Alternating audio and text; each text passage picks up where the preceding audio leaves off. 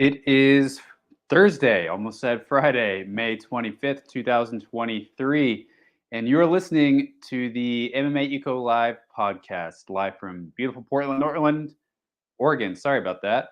Hi, guys. My name is Chris. I'm the host of MMA Ecosystem. Also, am an MMA manager, work for Tapology, a lot of other stuff. But so happy you could make it. Sorry so much for the delayed start time. About 25 minutes ago, my computer was like, "Hey, just got a few updates for you. Want to install them?" And I was like, "This should be fast, right?" And the computer was like, "I've never done this before, so uh, my guess is as good as yours." So I was like, "Just make it fast." And of course, it was done at 4:01 p.m. Podcast starts at 4. So what can you do? Unfortunate, but we got a lot to get into today. A lot of Asian MMA going down this weekend, everywhere from Road to UFC to Naiza, Octagon, JCK, Deep Jewels, a lot of other even smaller shows. Got a show out in Malaysia going on. Uh, Tons of stuff. I'll run down the full lineup here. Before I do, make sure to subscribe to the channel, like this video if you have not already. Really appreciate that. Helps out a lot. So we got a lot to cover today.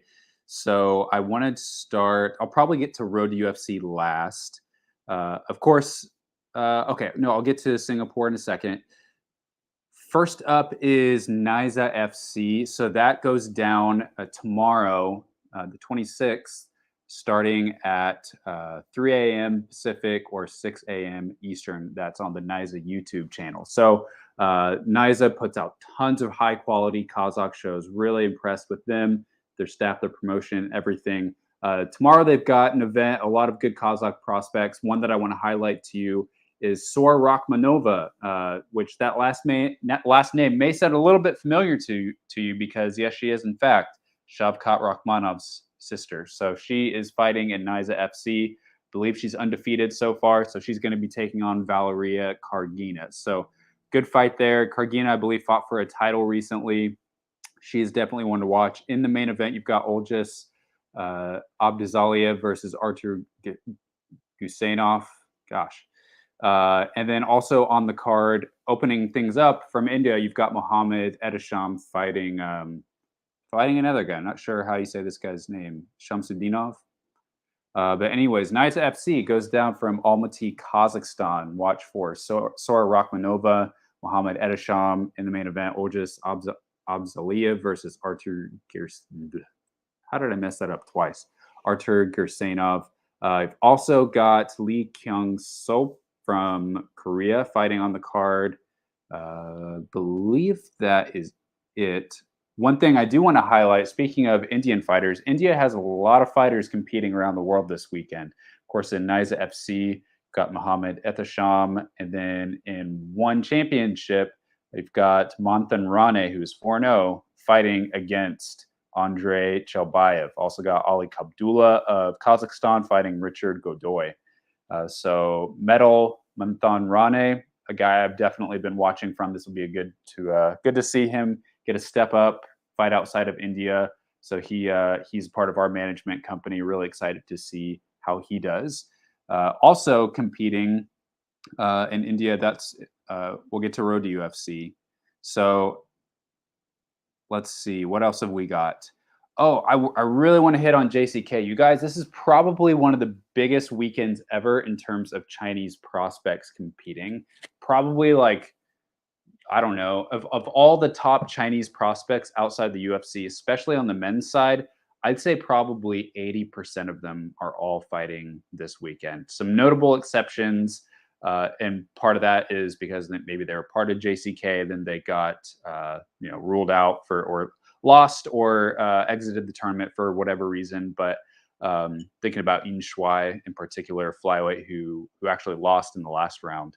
But this JCK card is stacked top to bottom. Some really good even fights. I don't know how to pick. A couple fights that are still a little bit lopsided, at least on paper. In the main event, you've got Shamuhar how do you say his name? Idelabieka versus Shang Zhifa. So Shang Zhifa is one of the most experienced, longest tenured Chinese fighters still competing on the regional scene. He fought for Dana White's Contender Series. Really good flyweight grappler, especially. I believe he's 36 or 37 now. So getting up there, but still, I believe, on a win streak and on his way to 1,000,000 yuan at JCK. So he's going to be fighting Shamu Har. Shamu Har is an up and coming Kazakh Chinese flyweight. Really excited to see how he can do. He recently fought In Shuai and out wrestled him to a decision. So he's a big prospect just now bursting onto the scene. We're just now seeing what he can do, and he's identifying himself as a prospect. It's going to be his wrestling versus Shang Zhifa's jiu-jitsu and his wrestling game. So that's going to be interesting. We may end up seeing a strikers fight. And in that case, I would probably favor Shang Zhifa just because his experience over Shamu Har. Shamu Har only, I think he's still less than 10 fights deep, at least to my knowledge. So this will be a really interesting fight for him. If he can get past Shang Zhifa, then I'm ready to crown him as the next big Chinese prospect. So in the co-main of that card, you've got Tung Li Ge versus Wang Jizheng. That should be really fun. Let's see. Tung Li Ge, a take him down, smash him kind of guy. Big long win streak, dark horse of Chinese MMA right now. He's fighting Wang Jizheng, who's a really brilliant striker, Sonda guy. So should striker versus grappler fight. Probably expect Tung Li Ge to take this fight if he can get it down to the ground and smash Wang Jizheng. But Wang is really experienced. He's often like a forgotten picture of the Chinese MMA scene, but I believe he made it to the finals of last year's JCK season. He did not win, but he's really good, and I think he could get past Tung Li Ge if he's able to defend the takedown. But that's a big if. Tung Li Ge, really experienced, really dynamic wrestling game. Also, one of the most interesting fights of the whole weekend is a coach versus student fight at JCK. This is Hailai Arke versus Buhuo Yoga. Both guys of the E ethnic minority and train out of E Fight. And that's going to be one of the craziest, one of the weirdest fights, another downside of these tournaments, or upside if you like that thing. But an interesting factor of these tournaments is that sometimes you have not only fighters from the same gym, but coaches and students competing in the same tournament, and eventually they end up meeting each other like this situation.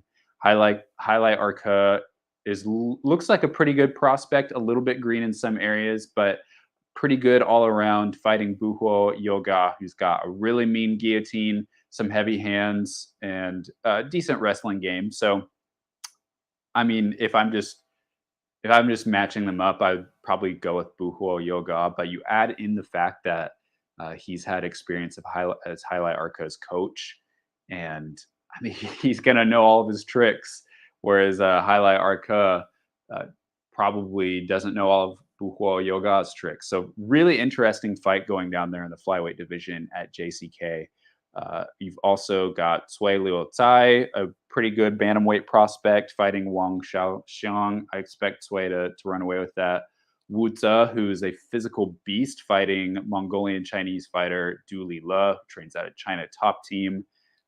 Always waiting to see what kind of evolutions Du Li Le brings to his game. He's been a really strong wrestler, but sometimes a little bit one-dimensional. And so I'm just waiting for him to bring along the other facets of his game, for him to be able to, submit guys with ease or knock them out on the feet. Wutza has some pretty good submissions, really experienced guy. So this will be an interesting test. Du Li Le's got to watch out for the submissions in that fight. And then in a China Top Team versus China Top Team fight, got Liu Zong fighting Hubulon Tuarshunbieka. So I think Liu Zong, I still feel like he's one of the best prospects out of China right now. He'll probably take some good punches on the feet from Hubulon, but this will be an interesting fight. Teammates fighting each other. Also got Kwarbanjung Tulosa Baka versus Jella Isa Bahatihan. Jella Isa, kind of unexpected entrant that's made it pretty far in this tournament and has looked good so far. So he's going to run into the experience and the power of Kwarbanjung. And then, of course, so these next two fights I'm not sure how this is going to work out because JCK only has one more event scheduled, but this is technically a quarterfinal. These are quarterfinals fights because they fell apart for whatever reason during the actual quarterfinals. So Eiley Muratbeck is going to be fighting Yu Lei. Should be an easy win for Eiley Muratbeck. And then you also got Wang Qi versus Xia Liping. I think this should be an easy win for Wang Qi. So that's JCK. Thank God this is happening on UFC Fight Pass. You'll get the English commentary, you get the smooth stream if you have Fight Pass. Super easy to access, so very excited about that. So strange that this is going down at the exact same time as Road to UFC. I think it starts 1 hour later, but I mean, anyone that's interested in Chinese MMA is going to be watching Road to UFC as well. So fortunately, they've got the split screen feature. I haven't decided how I'm going to set up my broadcast station yet. Uh, I'm probably because I'm not going to try and watch every single one of these events. I'm not going to try to watch like what Octagon and Road to UFC and JCK. I might do the split screen with JCK and Road to UFC. We'll see. Might have one on my phone, one on the computer. So aside from JCK, which is an excellent event, and that is the semifinal round of the tournament. The finals go down June 24th. That's from the JCK headquarters in Jiaotong, Shanxi, China. And then you've got Octagon 45, which I feel like is kind of being forgotten a little bit just because even like as early as today, this week, they're still kind of like making public some of these fights. So Octagon, another highly impressive Kazakh promotion that I really enjoy watching, pumping out a lot of great prospects there. But their 45th event is also going down in Almaty, Kazakhstan, just like Naiza, and they've got some good fighters on there. They've got Ayaan Tursun, who's a women's prospect. I think could be a good prospect. Interesting Indian fight between Kushal Vyas and Jumabek Tursun. Jumabek Tursun, originally a Chinese national, also went by the name Juma Bieka Tuarshan Bieka, and he fought in UFC. So that's an interesting fight between two veterans. The main event is a flyweight title fight between Damir Tolanov and Almanbet Abdivasi Ulu. Sounds like that guy's Kyrgyz with the Ulu, surname at the end. So Damir Tolanov, pretty good prospect out of Kazakhstan, flyweight champion. A guy to watch there. That's really the only guy that I would point out to you as Damir Tolanov. I'll definitely be looking at those results. Aside from that, and like I said, guys, I'll get to Road to UFC in a second. A really interesting event going down on Sunday or late Saturday night if you are in the US is Deep Jewels 41 going down from Tokyo. Main event of that card, and you see me kind of looking off the side here. I'm looking at all my fights lined up here. Main event is Seika Izawa fighting Suwanan Boonsorn. And very interesting, Seika Izawa, as you well know, very well renowned in Ryzen. They're super atomweight champion there. That's 108 pounds, and she's undefeated and has looked pretty good. I'm still not like I still haven't like fully got on the Seika Izawa hype train. I mean, I know she's beaten all the best fighters that have been available to her so far. I'm just waiting for her to go up to strawweight and fight a whole new slew of competitors. I doubt. You have a lot of people saying that she's like the best atomweight right now, and I have trouble saying that when she's never actually made the 105 weight or 106 weight. When you have fighters that are that light, every pound is even that more difficult to cut. And if she can't make the like literal atom weight limit, then I have trouble calling her I have trouble calling her an atom weight. I feel like there's only so much you can do, especially at her young age. There's only so much you can do at a 108-pound weight class. You either got to like hire one of the best nutritionists in the world to get you down to atom weight, or you got to just go up, bulk up a little bit, go up to 115. I'm hoping that she goes up to 115 because there's even way more opportunities there. A lot of people have talked about her, dropping down to 105, going to Invicta, fighting fighters like Jillian DeCourcy, Alicia Zapatella, and Rayana Amanda, who's their champion right now. That would be really cool too. Would love that. But for now, she's fighting Thai fighter Suwanan Busorn, or Amp the Rocket. Interesting fight. I mean, I think Seika Izawa should run away with this. It's at the point where it's like this was probably the best fight that they could find for her. Not putting her up against another really old Japanese female prospect. Which, no offense to older Japanese women, there's a lot of really tough ones out there, but finding someone who's younger, I think, is what she needs right now. So she's already beaten Ayaka Hamasaki, who's one of the best Japanese fighters ever. So I think, this fight doesn't particularly interest me a whole lot. Interested to see if she can just keep her role going, but I think this should be an easy win for Seika Izawa. Okay, let's get to Road to UFC. Drop your questions in the chat if you have them, and I will get to those shortly. So, Road to UFC, just kind of some big picture stuff. Interesting that they split these up into 4 episodes. Not really sure why they do that.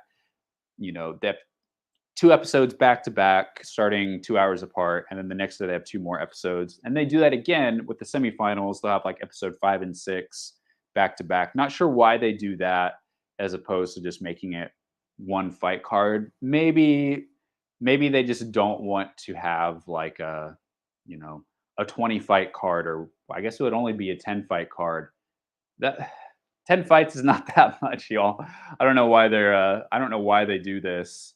It's not like it's any kind of inconvenience, but at least when you're talking about it and tweeting about it, you're like, Road to UFC episode 3 results, episode 2 results, but that's on day 1 and day 2. It's just kind of confusing. I wish that they would just say like day 1 and day 2 would be a lot more simple. But either way, I also, if you missed it, I broke the news earlier this week that the UFC will be having a card in Singapore on August 26th. I'm hearing that is most likely a done deal for the 26th. I expect them to announce that on the Road to UFC broadcast this weekend. It's going to be a fight night card. Not sure if Road to UFC semifinals will take place the Friday before or the Sunday after, but not going to be on the same card. They're not UFC fights. They'll happen a day before or after. So that's hopefully a done deal.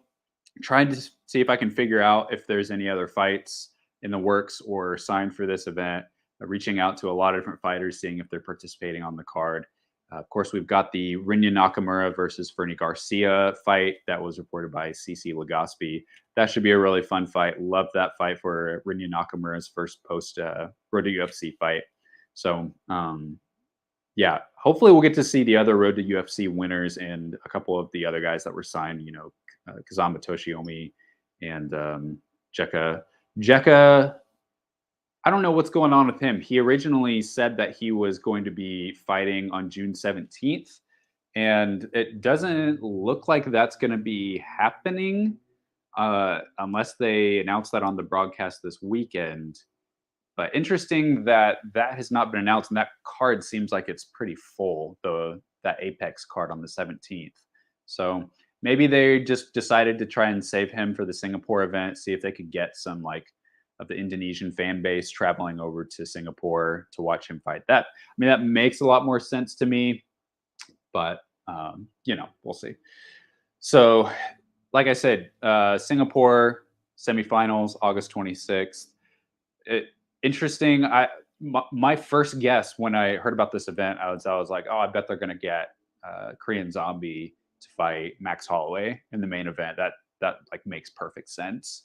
And then John Hyun Ko, a guy I used to work for, kind of work with sometimes, he tweeted yesterday that it was a very interesting way to tweet this. He said that the main event that a lot of people expect for UFC Singapore, that some people really, really don't want, will likely be the main event for UFC Singapore. So I assumed that he was referring to Holloway versus Zombie for that fight. Whether you like it or not, at this point, I just kind of I accept it. Like if it's Zombie's retirement fight, he just like wants this fight so badly. And even though I don't like the matchup, I don't like it on paper. If it's Zombie's retirement fight and that's like the one fight that he really wants, I would say just give it to him and see what happens. Zombie's a crafty guy. He's really skilled, and don't count him out if that's the main event. So, um, wouldn't surprise me if we saw Song Yadong on the fight card. Shavkat Rakhmonov probably. It seems like kind of a weird event to like stack up a lot of like Central Asian fighters. Seems like a lot of Central Asian fighters are fighting throughout July. I heard a rumor that, and this was like a public rumor, trying to find out more about it, but I would expect we'll see Asu Almabayev fight soon. I heard a rumor about July 1st for him. It was like a Kazakh MMA account that posted July 1st for him. And sometimes that account has been a little bit hit or miss. So taking that for a grain of salt, but I'll let you guys know if I find anything out about that. I am trying to find out about that. So yeah, it seems like the Kazakh guys are fighting at different dates. I'm not sure what the plan is for Shavkat Rakhmonov. At first, they were saying, everyone's talking about Khamzat Chimaev versus Kamaru Usman, but it's so weird because, Dana White's all about like, no. He's going up to middleweight. And they're both under the same management. Of course, Dominance MMA manages a ton of guys, so it's bound to happen at some point. But I just thought that they were going to. Dana White seemed bullish on moving Khamzat up to middleweight, and that makes a lot of sense to me. So the a fight with Kamaru Usman and Shavkat Rakhmonov makes a lot more sense to me. If the UFC was going to go to Kazakhstan, like I heard that they wanted to, I don't know if that's going to happen September, October, whatever, but that seems a lot more logical to get Usman and Rakhmonov on there. Again, no insider knowledge on that, except that I had heard that UFC was trying to get back to Kazakhstan. But yeah. So, okay, let's get back to Road to UFC. There's just like, I mean, it really is the best prospects out of Asia. And I'm not going to go through every single fight, every single fighter. A couple of like the fights that just like on a gut level that I'm looking most forward to. Topnoy versus Naim Jargal to Minden Barrel. That's such a cool fight. Like Naim Jargal might be the best prospect out of Mongolia right now. Knockout artist, 6-0. And then you have Topnoy, just like that could be such an exciting fight. I have no idea how to pick it. I lean Topnoy just because he's a little bit more experienced and a lot more internationally traveled, and he trains at Bong Tao MMA, amazing gym. So I lean towards Top just for that. But man, what a sick fight! Probably Indonesian fighter that I'm most looking forward to is Ronald Siahan. He's the one that I have the most hope for. Unfortunately, he's fighting Ray Tsuruya, who's one of the best prospects out of the whole season. So hate that had to happen in the opening round, but hopefully at least Sihan gets a good showing. Lee Jung-hyun versus Mark Klamako, that's like a UFC level fight right there. Hope that both guys get to the UFC soon. I hope that the winner of that fight goes all the way to the finals, because both of those guys are so great, amazing fighters. Yeah, that's a great fight. So that's episode 1. Episode 2, still on day 1. One of the fights I'm looking forward to most is Lee Kai-Wen versus Liu Kai. And I've said this before, I hate that this fight had to happen. It was just like they had the open spot, so they put in Liu Kai. But both those guys I like am kind of friends with, and so I hated that they had to fight each other. I don't know if you guys saw this, but they had like quite the scuffle up earlier this week at the UFC PI in Shanghai. So it was like Liu Kai was in a room, and then Lee Kai-Wen walked in, had this big smirk. They started jarring at each other. Lee Kai-Wen kind of like threw something, his way like a water bottle, and then Liu Kai threw something back at him, and then they just like came at each other, tried to fight right then and there, and then got separated. Then it kind of flared up again. It was all over like Weibo and Douyin. I don't know if they even made it onto Western social media, uh, but really interesting. And people always count out Liu Kai, and I think that he's had some bad losses, but like it's like he's off or he's on, and he has some like he has a really strong judo background, and I think that he's usually overlooked. I probably still lean a little bit towards Lee Kai Win in this fight. Just again, his international experience. He's got some really good heavy hands. I mean, so does Liu Kai, but uh, this is a tough fight for me. I could see either guy winning here. People are asking, why does Liu Kai get this shot? He lost in the semifinals last year and then hasn't fought since then. Well, he was supposed to fight in the RFA, which is a promotion in the Czech Republic. He was supposed to fight there, but he that fight fell through. And then of course he's coming in as a late replacement. So I think that's why he's getting the shot, just because they needed someone, and him being Chinese, it just made all the sense. Easy to get into the country quickly, can come in on a short notice. So uh, excited for that fight, man. These two Indian guys, I'm so honestly anxious because I I really am like pulling for India to do well at this level. I really, really want more Indian fighters in the UFC, but I just feel like this is gonna this is just gonna get really weird. I put out two videos this week looking at two Road to UFC fighters, kind of a deep dive into them and their resume. Tried to find two fighters that were a little bit more unknown, but seem to have a little bit of a following, at least in their own countries. That was Rana Rudra Pratap Singh and Windris Patalima. You can check those out on my YouTube channel. Watched live their last three fights, kind of commentated, pointed out things that I noticed in their game, and made an evaluation of how I think they'll do. And Rana Rudra, I just like heard some things behind the scenes that he's not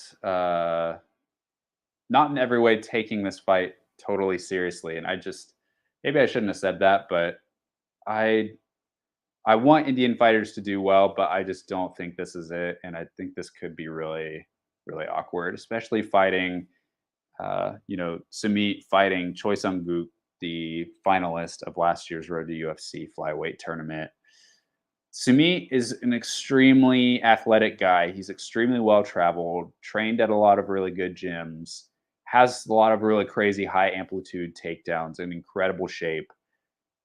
I'm like, in a way, I'm like honestly hoping that he really surprises me, because that would be really cool if he was able to like do well and surprise us all. I just like when you don't even have a win over anyone that has a pro win on their record, it's just like so hard for me to give any sort of confidence in his chances. And it's a little bit that way with Rana Rudra too. He at least has fought on one Warrior series and submitted a Korean guy. So he's at least he's fought a little bit longer, fought lots of different kinds of fighters. But man, like his fight against Ali Guliev and Brave, such a weird fight. He like took an illegal knee and then just kind of looked like he was looking for a way out of the fight after that.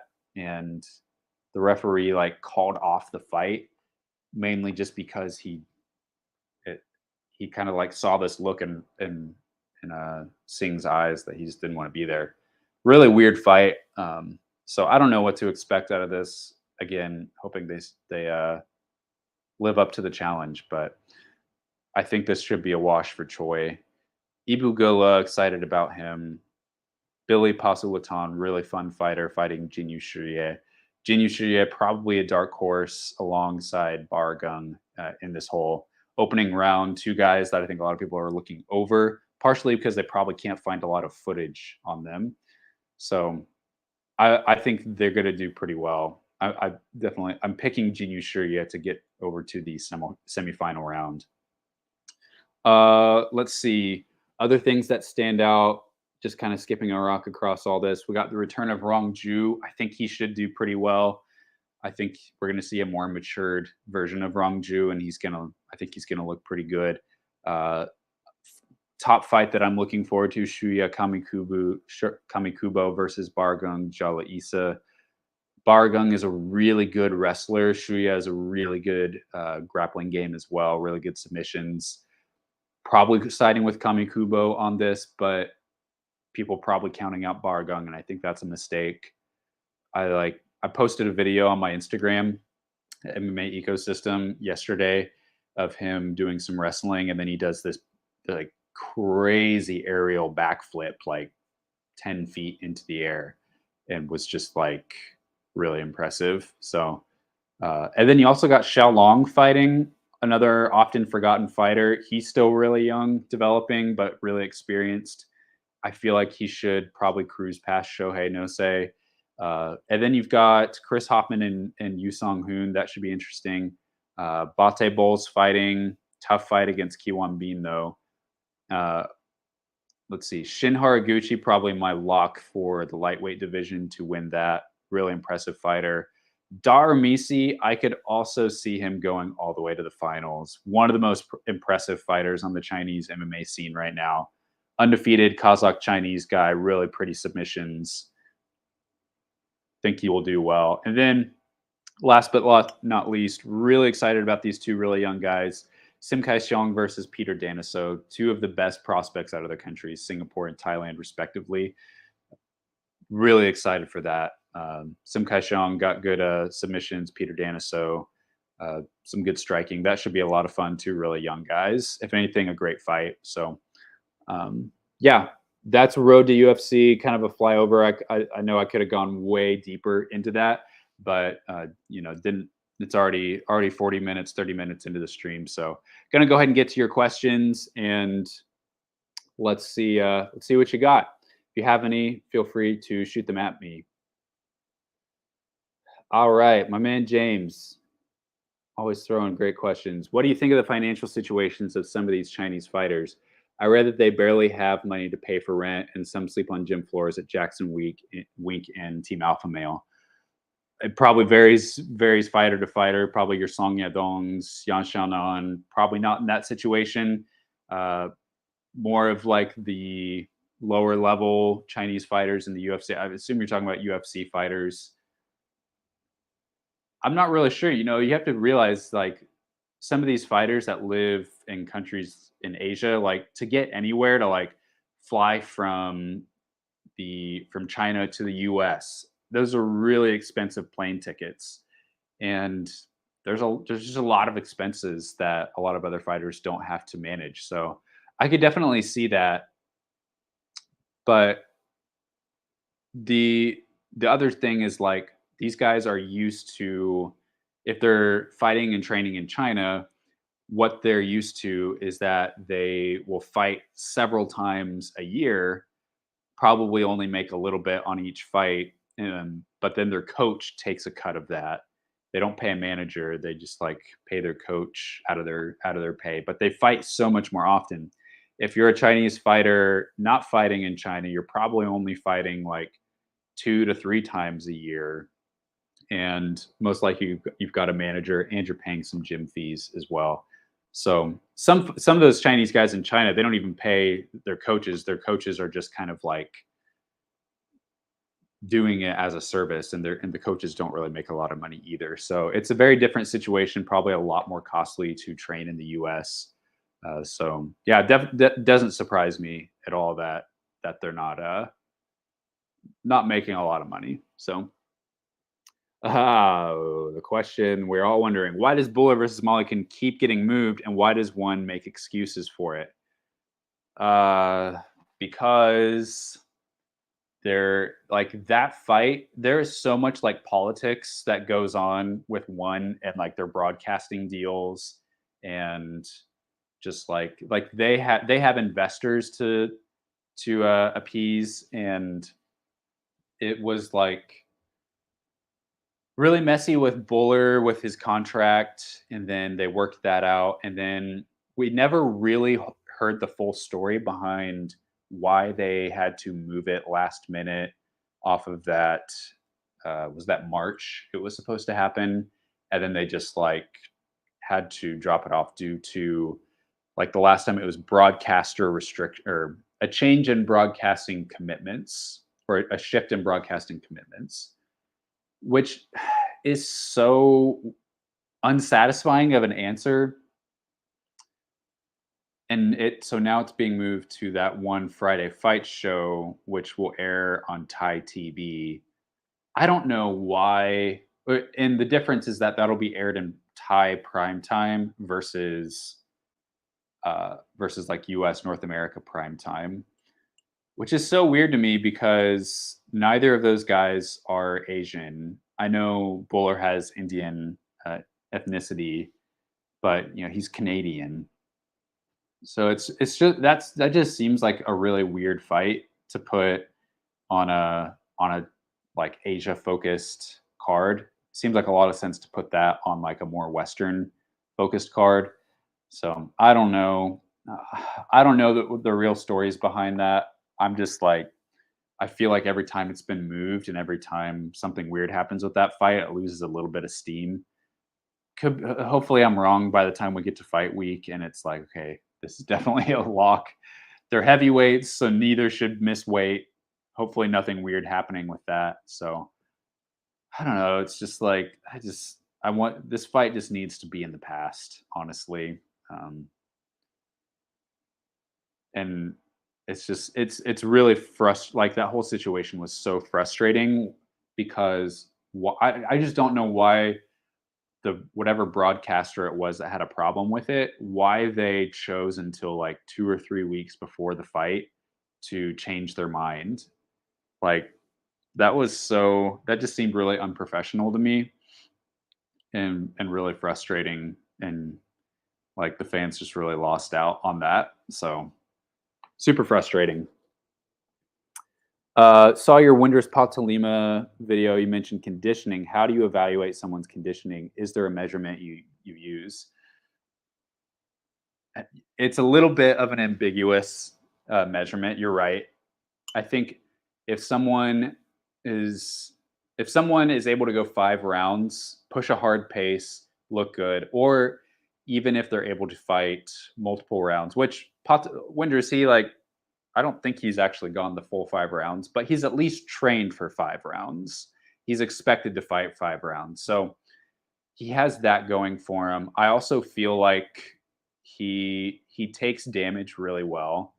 And in those fights, like someone who like starts slow but gains strength throughout the fight. I feel like that's a little bit of what I saw with Winders when he fought what was it, Theodoros Ginting. He started really slow and he just got like the crap jabbed out of him. And then just like he finally figured out his range, and then he was able to just like turn up the heat throughout rounds 2 and 3 as his opponent was fading.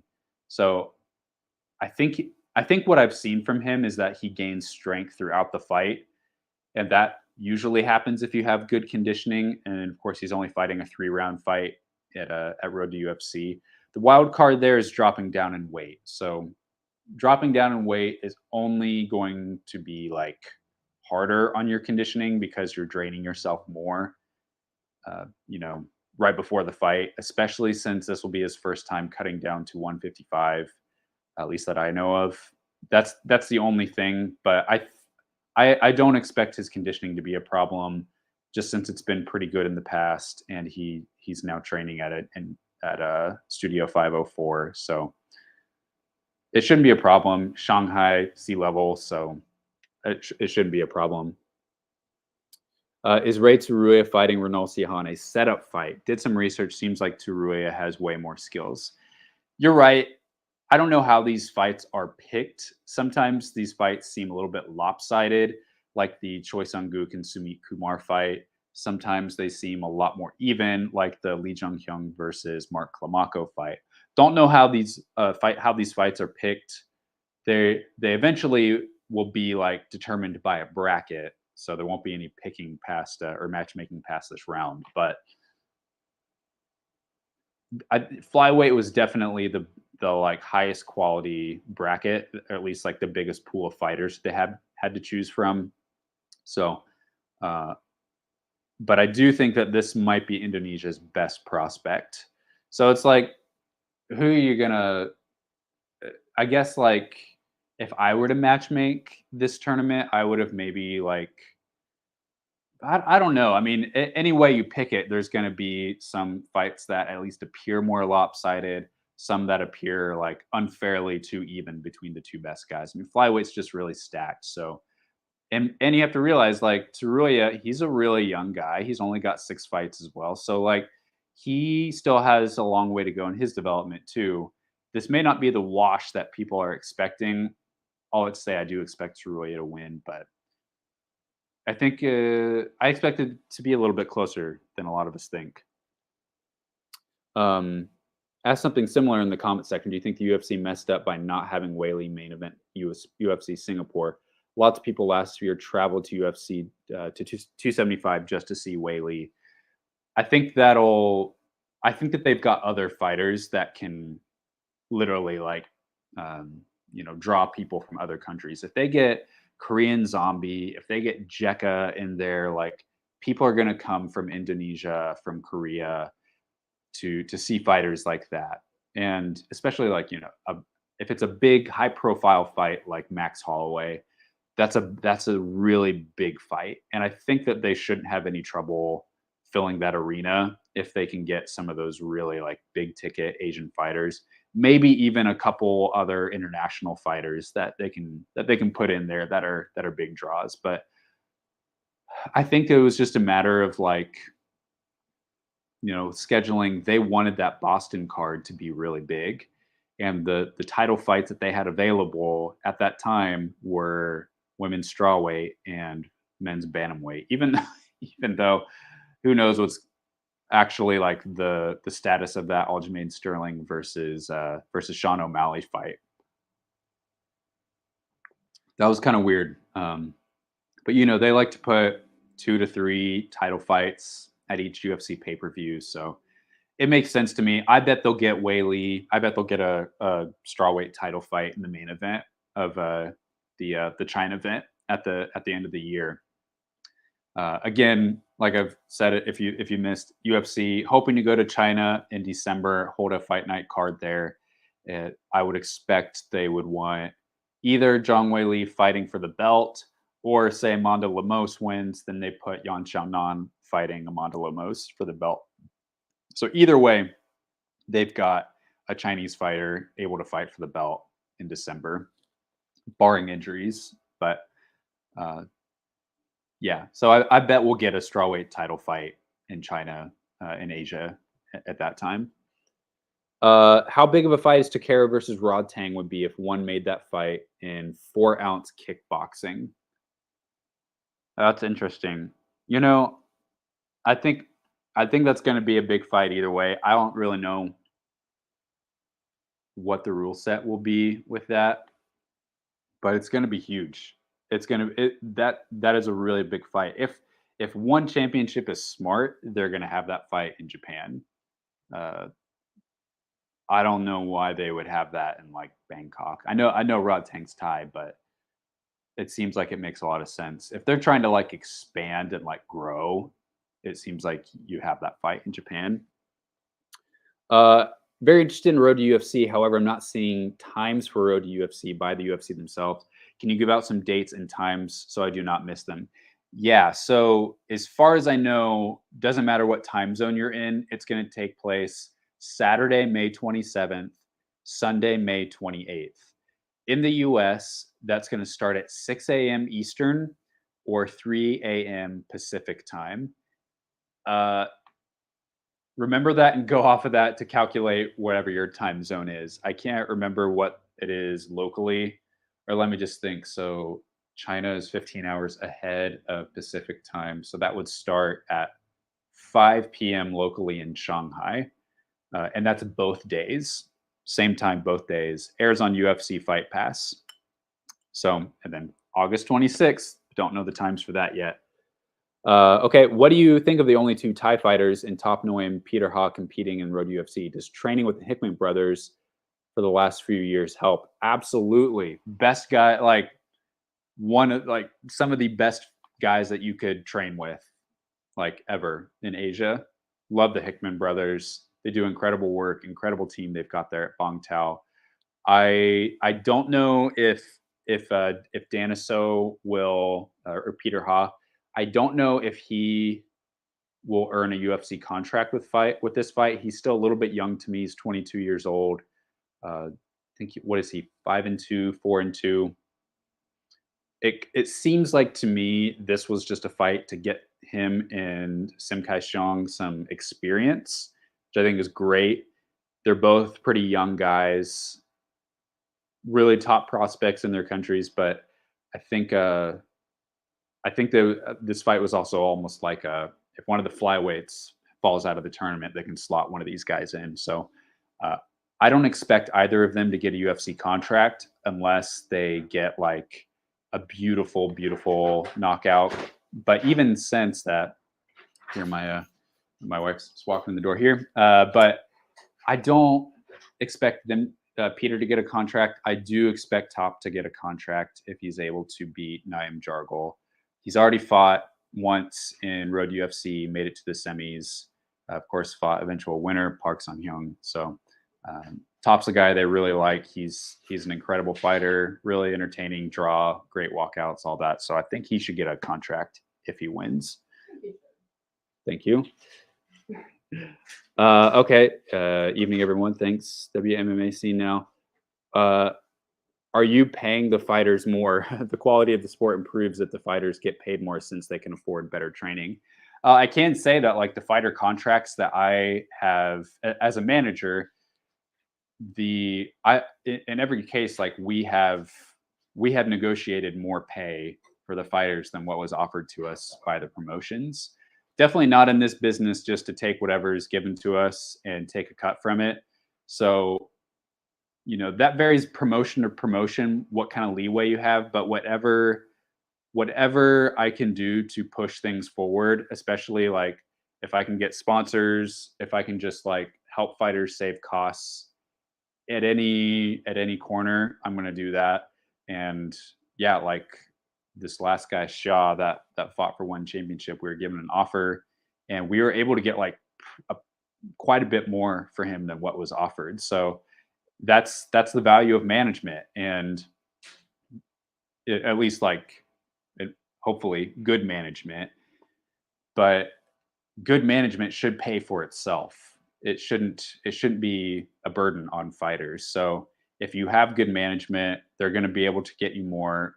Not always in every opportunity. There's been situations where it's like we've pushed hard and tried to like do every tactic, the walk away, things like that, and they're just like, listen, like we're way over budget for this event and this is all we can afford.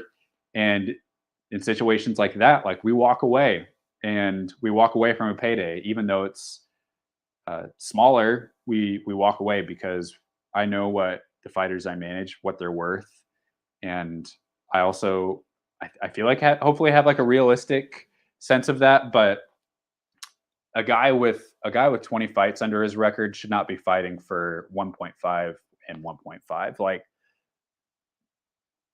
you shouldn't, no matter what the promotion, you shouldn't be fighting for that. So yeah, absolutely. Trying to get fighters more pay as often as I can.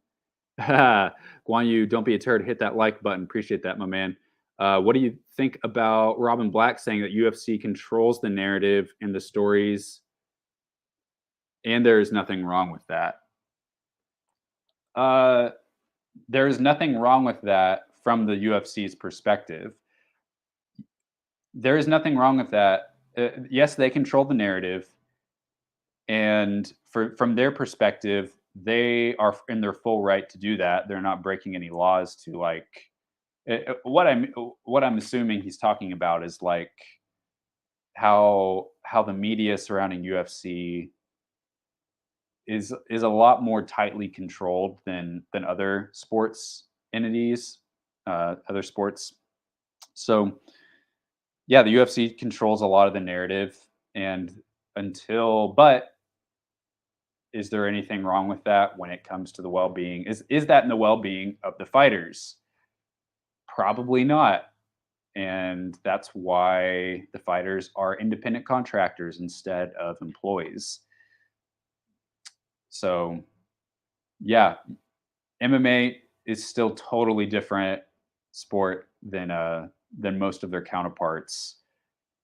Athletes get treated so much better in other sports as it stands today, and so much of that has to do with them being independent contractors instead of employees. But probably not going to change anytime soon. UFC is a monopoly and a monopsony, and they control all the parts. They own over 90% of the market share. They make more. I don't know if you saw John Nash's numbers that came out this last week, but like UFC made more revenue in 2022 than any other like boxing or MMA promotion combined. So that's not going to change anytime soon.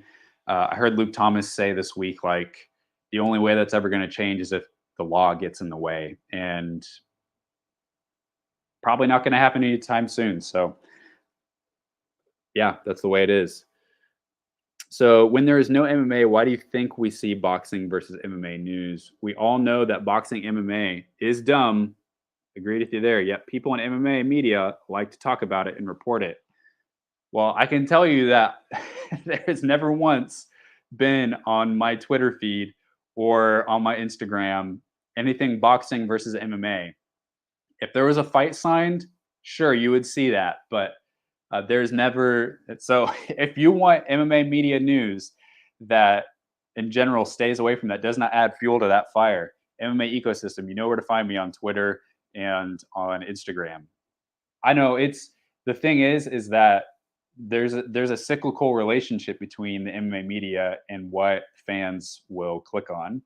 If they feel like they can create ad revenue from an article, then they're going to do that. That's intelligent business for a news site. So that's if you really are bothered by boxing versus MMA in the headlines, then don't read those articles. That's all I can say. It's like that adage, like, if we want them to stop making bad movies, then stop seeing them. you know, yeah. Need a two monitor system on the PC, a tablet, and a phone. Pretty sure that's how Caposa manages to keep up. I would always love to see just like a picture of his setup. He's just like watching every single combat sports event at all times. Yeah, that's what I got to do. Of course, I have an iPad from like 2014. I don't know. I think I've got the UFC app on there, so I could always use that. But how good is Kai Shung Sim? I looked up his tapology. He's only got 5 fights. Yep, and he's really young too. How big of a factor will it be considering he might be fighting 12-3 prospects or 10-1 prospects? Well, for him, he's not in the Road to UFC tournament. He's fighting in a non-tournament fight against Peter Daniso or Peter Ha. So I think this is perfect for him. I don't know if he would have been ready for the actual tournament. Peter is like I said, either like 4-2 or 5-2. So someone right about his same skill level. So I think we'll find out. This will be a step up for him. He's fought in a Lion City Championship, which is a Singapore based promotion, uh, which is okay. He let me just look at his topology real quick, so I can answer that question a little better. So he trains out of Matrix MMA, which is a pretty solid gym in Singapore. Really like that gym. 5-0, and he is. We don't have his age on Tapology. I think he's somewhere 22, 23, 24. So he's fought for Full Metal Dojo, very nice.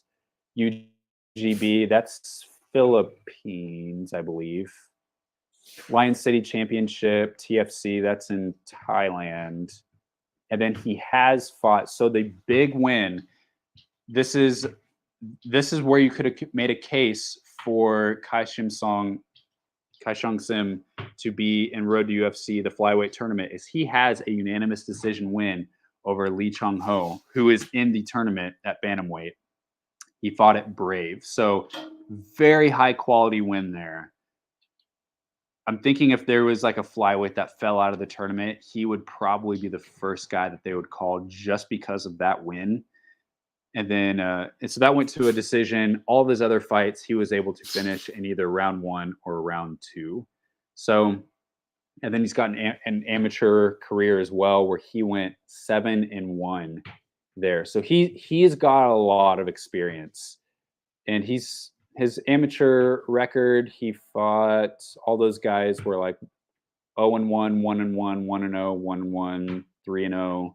I think he's pretty good, guys, but I think we need to see him fight like 1 or 2 like guys like Daniso, who is 5-2, maybe one more fight after that before we get him in the UFC. But yeah, he's pretty good on the ground. He's got really good jiu-jitsu. We know Seika Izawa, she's fighting a nobody this week. We know what's going to happen. Why should we even watch that? I'm with you. I'm not like super psyched about this fight. You have to. I do remember her opponent, Amp the Rocket, fought Loma Lukebunmi after, and Loma's like maybe like first or second, or not first, second or third pro MMA fight, and she submitted Loma with an armbar. So she's got like, her record isn't great. It's maybe I don't know what her record is, but like she's fought some pretty good competition. So I don't know that it's going to be like a blowout, and I wouldn't say that she's a nobody. She's like well known within certain circles, Amp the Rocket. And at least she's like a younger opponent, so there's that going for her as well. But I'm with you. This fight doesn't do much for me. What's your opinion on Big John McCarthy's commentary? I have to turn down the volume whenever Bellator is on because of how bad it is. It's not my favorite. I mean, Big John has obviously been one of the biggest pioneers for MMA, and so I deeply respect his knowledge and what he's done for MMA. But I think I'm with you. A lot of times I mute commentary anyways. I watch the fights without commentary. It doesn't like get under my skin or like, make my skin crawl or anything like that. But there's been a couple fights that I've watched in Bellator who is on commentary, and there would be like some amazing knockout, and his call, like his response to the finish was just like very like sleepy, and there you have it, first round knockout for fighter A. Like very, very underwhelming and not adding like a lot of excitement. I hear a lot of people kind of share a similar sentiment. Just sound like a lot more excited. Drink any kind of energy drink beforehand. Just get psyched up somehow. I think if we had that from him, he would be a little bit more respected on the mic. But yeah, not my favorite. I can agree. WMMA scene. Yeah, he's the guy to talk about the Izawa fight. I agree about Izawa and atomweight. Also, I need to see her fight outside of Japan. Sure. Any idea where we can watch the Road to UFC weigh-ins? I will have my eyes peeled for a stream. As far as I know, those are going to go down at 9 a.m. local time in Shanghai, which would put that at 6 p.m. the date before, 6 p.m. Pacific, 9 p.m. Eastern in the U.S. So do the math for your time zone. If it's 9 a.m. Shanghai time, again, that's a day before. So today's Thursday in the U.S. First Road to UFC event is on Saturday. So the weigh-ins will be on Friday. Let's see. Now I'm confused. You start crossing date lines and it just like throws my head. Okay, so let's see. I'm so confused. Uh, so they'll go down. They, oh gosh, are those going down in an hour? Those may be starting in like an an hour. Because if the weigh-ins go down on Friday for a Saturday event, then that would put it at okay. So Road to UFC weigh-ins may be going down in just an hour's time. I will get back to you on that. In the meantime, if any of you can look on Twitter or just do a quick search, but I'm not sure what media outlets are going to be covering this live on the scene. So you know, just do like a YouTube search or a Google search for Road to UFC weigh-ins. But now that I think I got my dates crossed out, I was thinking the first ones would go down tomorrow night, Friday night at a 6 p.m. my time, but probably actually going down here soon. So I'll definitely be looking looking at that. It's good for me to know. Thank you for asking that question. Okay, so you should watch because it's overall a good event, Jimmy. Deep Jewel's bringing in foreign fighters for the first time since before the pandemic. That is true. That is true. Very glad they're bringing in someone outside of Japan to fight in Deep Jewels. Wrestle Jamie, my man, Naim Jargle fight. Naim Jargle to Minden Barrel looking quite well. Hi, Chris. Let's see. What do you think of Dern is getting praised for improved striking when all she did was throw wide looping hooks with each arm with her chin in the air? I feel like media wants Dern to happen. It's not. That's funny. So I actually have not. It's on my to-do list. This has been the craziest week for me, guys. Like, but I have not watched the Dern versus Hill fight yet. Angela Hill is a really good win, no matter who it is. That's a good win. So she does deserve some respect, especially 5 round fight, lopsided win. But I did not watch that fight. I had something going on last Saturday night, and I watched most of the UFC event and had to duck out just before the main event. So I can't necessarily speak to that, but she's getting better. You have to admit that she is getting better. I'm no like hardcore Mackenzie Dern fan. She hasn't done anything to like sour me against her, but um, I mean, Angela Hill is a good win, especially doing 5 rounds on short notice. So, yeah, respect for that, but I need to go back and watch that fight. Zombie versus Holloway is not something that's interesting to people since they know that it's bad for Zombie. High volume striker with lots of feints versus a counter puncher, not good for Zombie. Yeah, I'm with you. Like on paper, it's not the fight that I want to see. I'd rather see Zombie fight someone like Edson Barboza for his retirement fight. Fight that's a lot more winnable, someone that's a little more closer to him in age, guaranteed to be exciting, but very very winnable for him. Not to say Edson Barboza is an easy fight at all, but Max Holloway just kind of like in this like limbo right beneath the title, just can't get that win, but fought already 3 times for the belt. So I know it's an unfortunate fight. It would have been cool if this fight could have happened like 4 years ago, but I don't love it either. I think what's like Zombie was really campaigning hard for this fight to take place as the main event in UFC Seoul. Zombie doesn't care. Like he doesn't care about the matchup on paper. He in his mind, he was like, I'm trying to help add some fuel to MMA in South Korea. And so I want to bring the biggest possible fight that is available to Korea for a main event. And in that case, a Zombie fight or a Max Holloway fight is the big. He's like the biggest fighter at featherweight outside of a title fight. He's right on that. So I think that's why he wanted this fight so badly, was because he wanted this for Korean MMA, and that's the deal with it. And it would probably, I think it would be an exciting fight. I think Max would probably get a finish at some point, second, third round. But I'm with you. I don't love this fight. I wish that it didn't have to happen, but it does look like it's going to happen And at one point, Volk like said something like, "Max, stop like knocking off contenders," and it's kind of true. It's like when Max is just hanging out the number one contender spot, any guy that's coming up, they're like putting him against, Arnold Allen putting him against Max Holloway. Max Holloway's knocking him off, and then it's like Volk's like, you're cutting off the supply of good contenders to the belt. This isn't healthy for the division at all. So in this case, they can give Max a high quality opponent that's not a top contender, and meanwhile maybe other top contenders can find their way to the belt. So I see how that could be appealing for the UFC as well, that they can give Max a good fight against a top 10 guy that's not against a top contender. So, but I wish it didn't have to happen. What is a question you, Chris, would like to ask Dana? Like, would you ask him a question that makes him angry or something vanilla?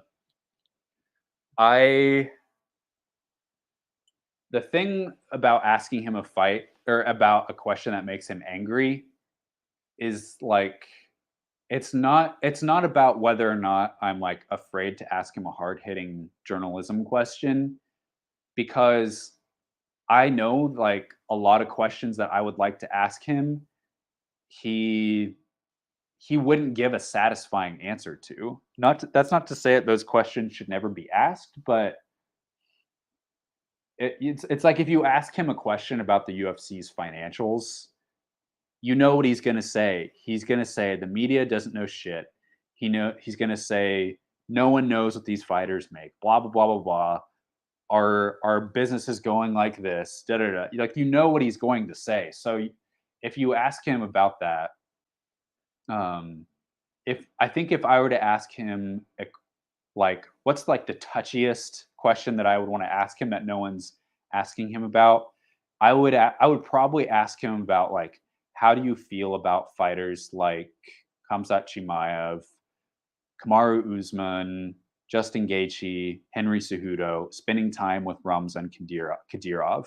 What do you think of Ramzan Kadyrov? Has the UFC said anything to those fighters like you can't spend time with them?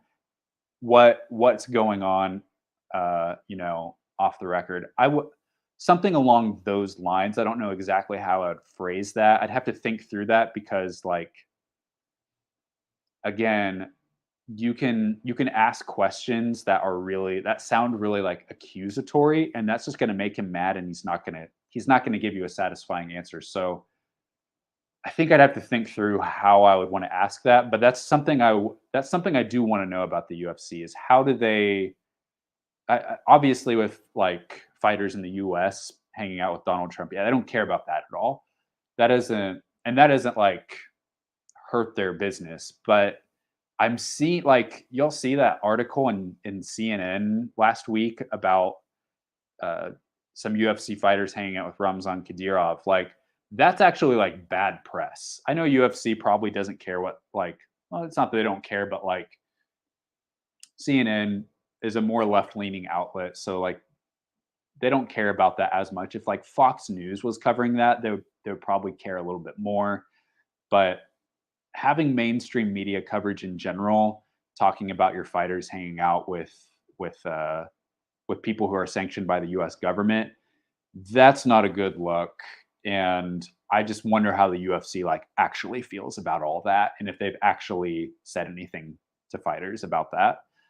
I would ask something about that. But if I were to ask him a question that I know would not push any buttons and that I would hopefully get a a like a good answer, I would want to ask him about, my niche. I'd want to ask him about Asia, and I want to ask him like what does the UFC have plans for India?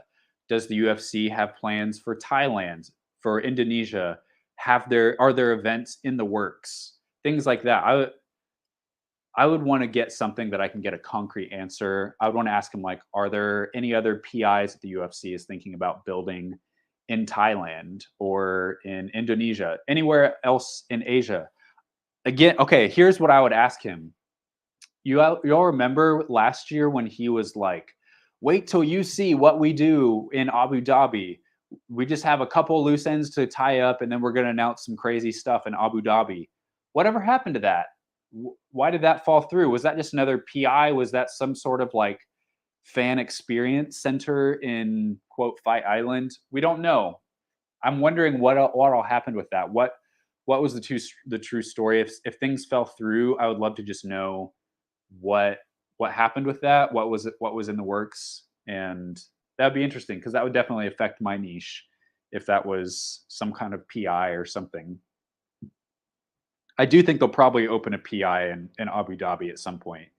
The Middle East eventually, like as kind of a hub for like Middle East and Africa, even like Central Asia, could definitely see that as like a hub for those fighters to come train. So yeah, they definitely want more PIs around the world, and they're going to have some in like Latin America. Surprised they haven't opened one in Brazil, to be honest, or have them in the works for P in Brazil. Puerto Rico is a weird one. There's like no UFC fighters in Puerto Rico, and not a lot of prospects coming out of Puerto Rico. So he had mentioned that. That's a weird one to me, but I just I always am interested in questions about like the development of the sport worldwide. Those are the kind of questions I would want to ask him about. Uh, not gonna lie, I enjoyed that scuffle a bit for some reason. I usually don't care much about scuffles. They don't like they don't do much for me, especially when nothing really happens. But that one was kind of fun for me too. Even I don't know like how much of these are like plan. These guys used to be training partners. You realize this? Like they've both trained. I don't think together, but they've both trained at Team Alpha Male. They have both trained at the UFC PI in Shanghai. There's pictures of them training together, so they have a history. I don't know what the beef is there, and I think they both have the same management too, right? Like they both are with Paradigm, so I don't know what's going on behind the scenes there, but that was fun. I mean, it was harmless. No one got hurt. Like it only adds interest to the fight, especially with it being like a China versus China fight. I'm with you there. That was kind of fun, and it's just like Road to UFC needs a little bit of spice like that. Like usually things are very friendly, very cordial, but to have a little bit of spice, that I enjoyed that too. Would you be content if the UFC bought Bellator and PFL instead of spending that money on promoting Power Slap? I mean, yeah, Power Slap. Instead of spending that money, I I don't know if it's like a choice between like this or that. Who knows what is going to happen with Bellator, guys? I am so like confused of what's going on with Bellator. They have apparently been for sale for a while. I don't know anything about what's going on more than you guys do with Bellator, but apparently they've been for sale for a while. You hear rumors about bidding wars going on between like one and PFL. I don't know if the UFC is interested at all in buying Bellator. They've bought WEC in the past. They've bought Strikeforce. I don't. It'd just be funny because that would be the second time that they've bought a promotion that Scott Coker runs, and I just wonder if like Scott Coker has any regrets from selling Strikeforce, and if that is part of the reason why. Again, I don't know if the UFC is still in play to buy Bellator, but I do think that Bellator needs to be bought. It feels like they've just kind of been like stagnant for a while. And I mean that in the sense of like, it doesn't feel like they've really been like growing a whole lot. Little bits here and there. They've had some stuff with Japan. Every once in a while, they'll sign a eh, great fighters in Bellator. Really, I mean, don't have too many good things to say about Bellator's roster. Great fighters. Nothing against them, but I just feel like they're at a place where they need to either like go big and like make some aggressive moves to grow, or they need to be sold.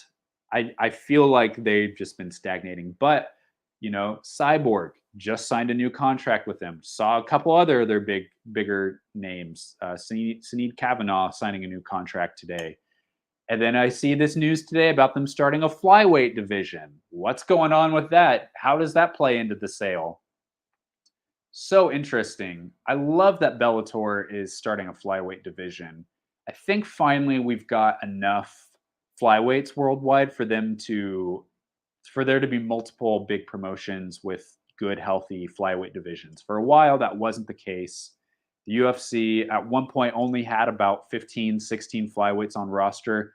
They've now got around 50 flyweights on their roster and more, just like every week they're adding great flyweights to the roster.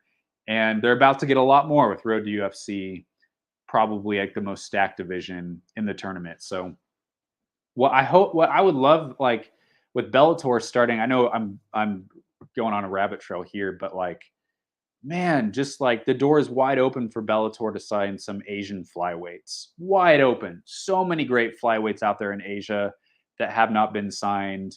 And then I mean, even Bellator's strategy of signing from the ground up, like sign some like 2-0, 3-0 flyweights out of Asia. It's right there, guys. Like just do it, and that'll help them expand and grow, especially Japan. I mean, they have a few fighters from Japan on their roster. Do that. But I don't know what's going on with Bellator. If the thing with PFL is, I'm like, do you guys have the money for that? Like, I was like surprised with the whole Francis Ngannou thing, that they were able to raise that much money to sign him. In addition to like continuing with this annual like $1 million to the winner. But I just don't know. Like the thing with One and PFL is, I'm like, how much money are you guys going to be able to raise? And then with like, if One buys Bellator, that is really interesting because like Bellator's fighters are American, Brazilian, got a lot of European fighters, Irish, French, UK. They've got a lot of Russian fighters as well. A couple from a lot of other places here and there, but that's kind of like their places that they go to over and over. Every once in a while they'll have a show in Italy or Israel. Even they've had shows there, but it seems like PFL has a lot of those same fighters. So they would just be like bolstering what they already have. That would definitely that would give them, of course, like with PFL, that's interesting because like if PFL bought Bellator, they would have to release a crud ton of dudes. Or like they would have to release so many fighters because their format only allows for like a certain number of spots. They have a couple showcase fights. I know they've got like PFL Europe, but like they would basically be taking the best fighters that they already have and the top fighters, like talking like just the ranked fighters from Bellator, and putting those in their 2024 season. So that would be interesting. That's the thing with PFL is they only have a certain number of slots available, unless they just keep adding leagues and changing their format. But yeah, that's the one reservation I had with PFL. And with One, again, like One would also have to dramatically change their format, right?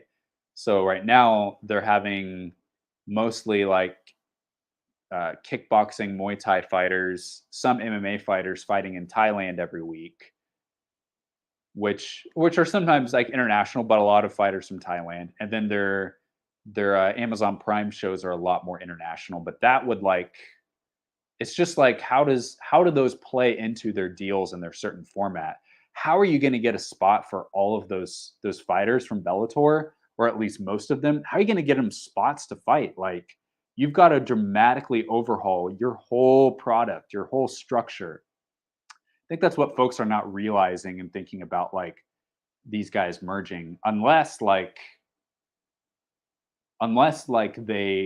were to exist codependently, unless Bellator were to continue to exist and then we just get more crossover fights, right? So would I be content? I do think that with so one Bellator and PFL are sort of like in that like second place spot. Although I have doubts about.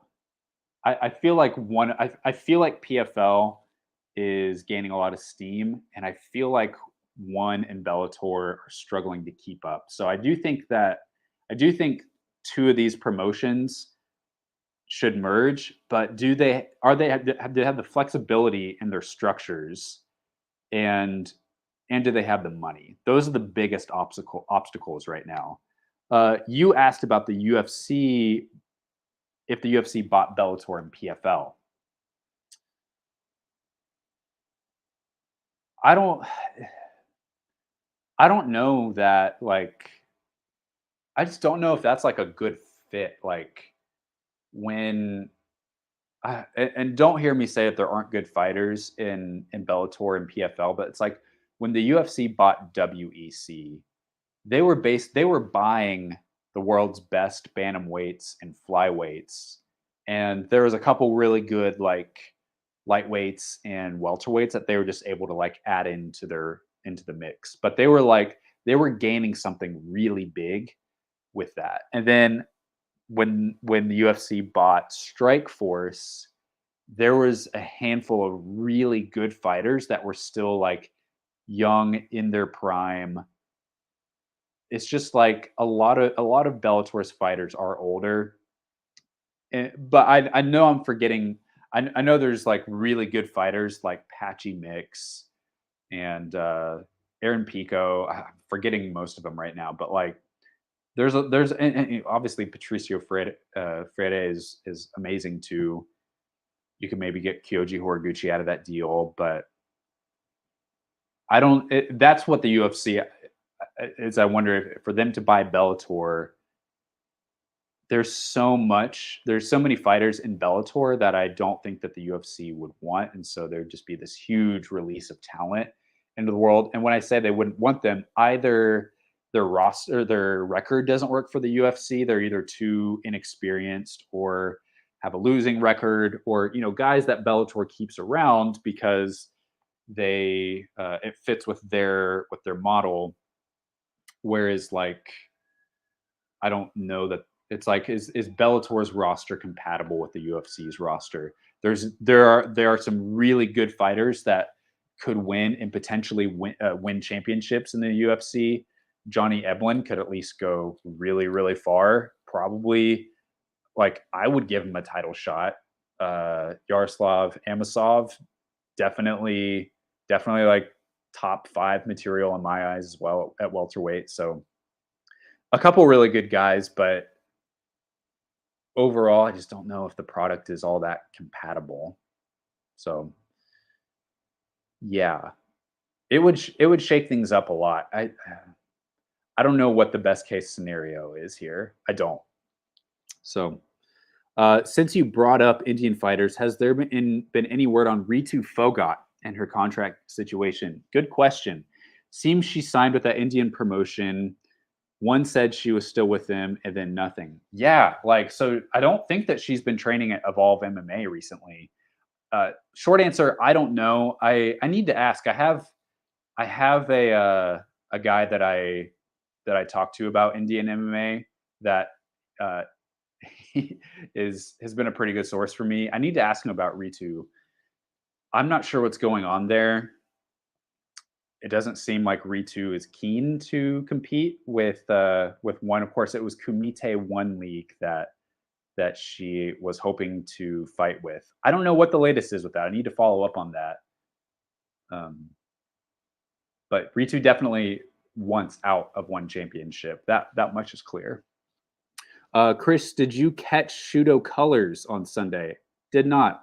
What did you think? Jenny or Zenny Huang, I think that's what she goes by, pulled off an Imanari choke, the sub of the year candidate candidate in a span of a month. 2 of them in Japan. Yeah, she is really fun to watch. I did not watch that event live. Japanese events are pretty tough for me to catch live. They usually start around midnight my time, so they're pretty tough for me to catch. And then usually they cost 20 30 dollars, and then so I need to pick a couple of them and just bite the bullet.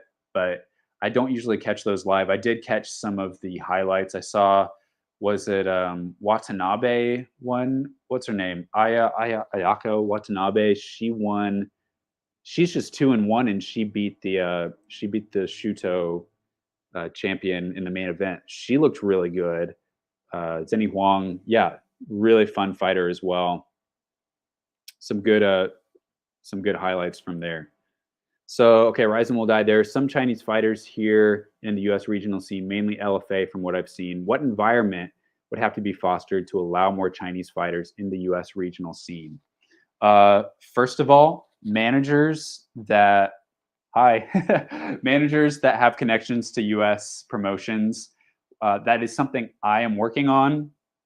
So right now, what is hard about Chinese fighters competing in the US is that for US promoters, there is just very little return of interest to have fighters from China fighting in the US. So there's some legwork that needs to be done. First of all, it helps if Chinese fighters are training in the US, because that way promoters don't have to pay plane tickets. If you're paying a fighter 3K to show, 3K to win, you're going to be paying another like $1,600 just to fly them. And then $1,600 for the, say if they get a cornerman, you're paying like $3,600 just to fly them out there. And then like there's probably not going to be many people in the US tuning in just for that fighter. So it's hard to get promoters really excited about Chinese fighters. You're referring to Bate Bull, who's fought for LFA. He was he was training out of Killcliff FC in Florida. So at least for that, he was training stateside. Didn't have to pay as much for a plane ticket. So I think that's what needs to happen is Chinese fighters need to get to the US. And to do that, they need to have money to do that. That is all off their own dime. So Chinese fighters need to have the funds, the resources to be able to get to the US.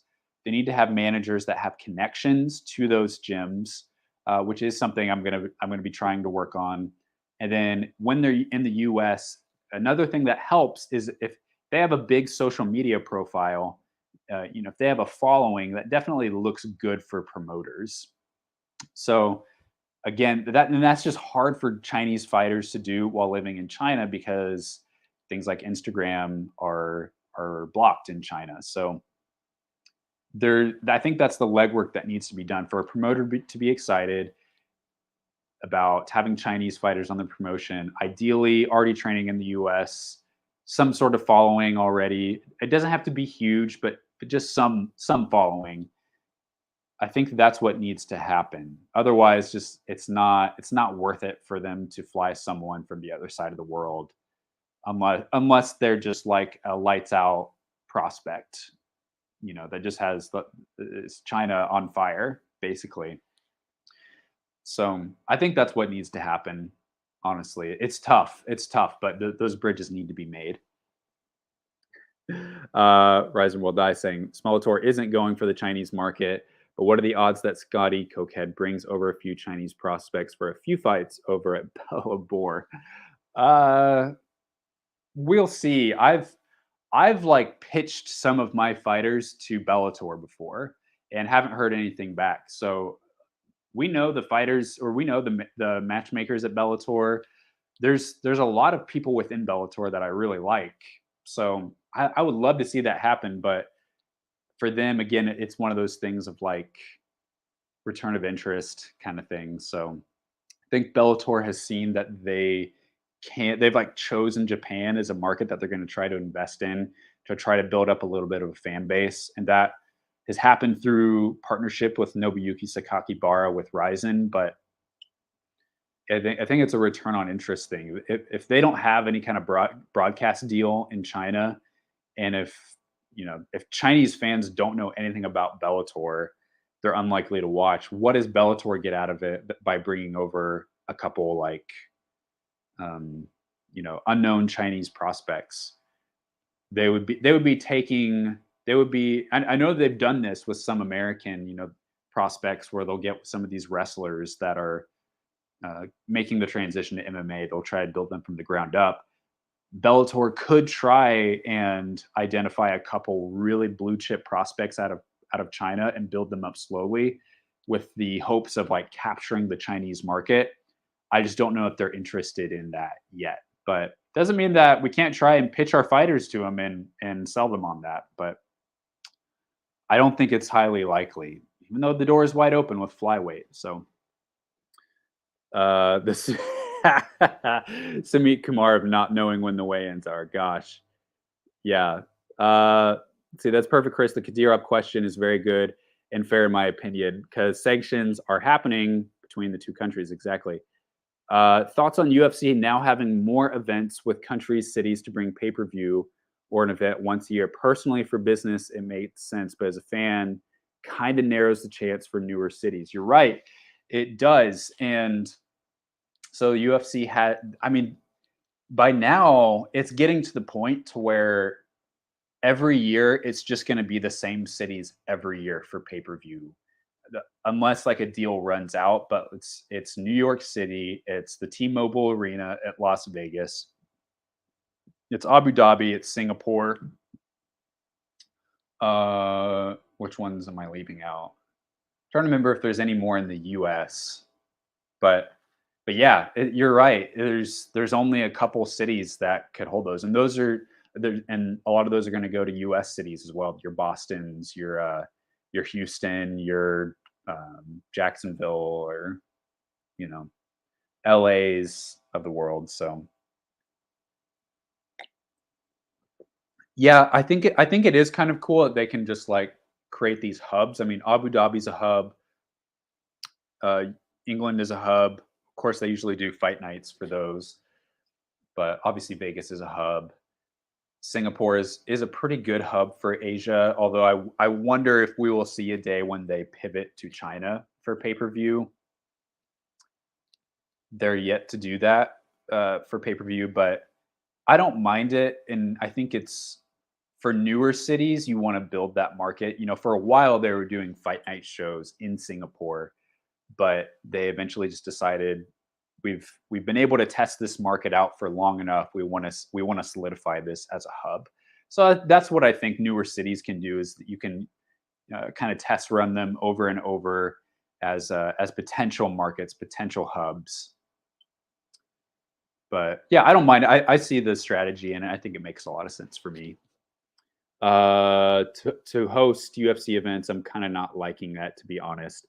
Hopefully, they'll throw out some title fights on fight night cards. Hopefully, they had a back in 2019 in the Shenzhen event. They had Zhang Wei Li versus uh, Andrade. So they had a title fight there. Hopefully, every once in a while, they'll sprinkle some title fights on fight night cards just to like really take advantage of situations. If you have a Chinese champion, you have to you got to bring the belt to China. If you have a Brazilian champion, you got to bring the belt there. If you have a champion from Argentina, you have to have an event there, or whatever the country is. You got to figure out how to bring that especially if they've got a title defense or two under the belt, if they're a big name. You got to bring them back home at some point. So that doesn't always work into their pay-per-view schedule. They got to figure it out, though.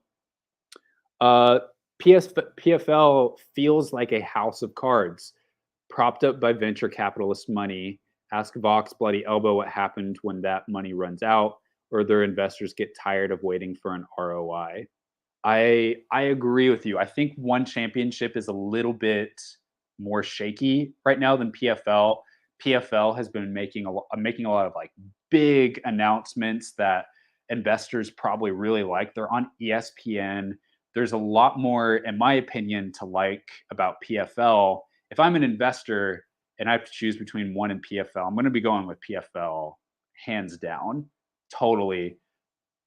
I feel like one is a little bit more shaky, but we'll see. I think PFL at the very least has a couple more years left in them. I don't think that they're on the brink of like going bankrupt and having their investors pull out just yet. I think one is probably a little bit closer to that. I don't know. I don't know what's going on behind the scenes totally there, but everything I hear is it feels like PFL has more momentum. But yeah, the venture capitalist model is definitely shaky. But they're doing the right thing with that, right? If you're doing the venture capitalist thing, you want to be making like blow your socks off signings, announcements. You want to be bringing on people like Jake Paul. You want to be signing Francis Ngannou. You want to be on ESPN. So far with like their product today, it's funny because like today they don't have a whole lot of those like massive stars under their roster like today.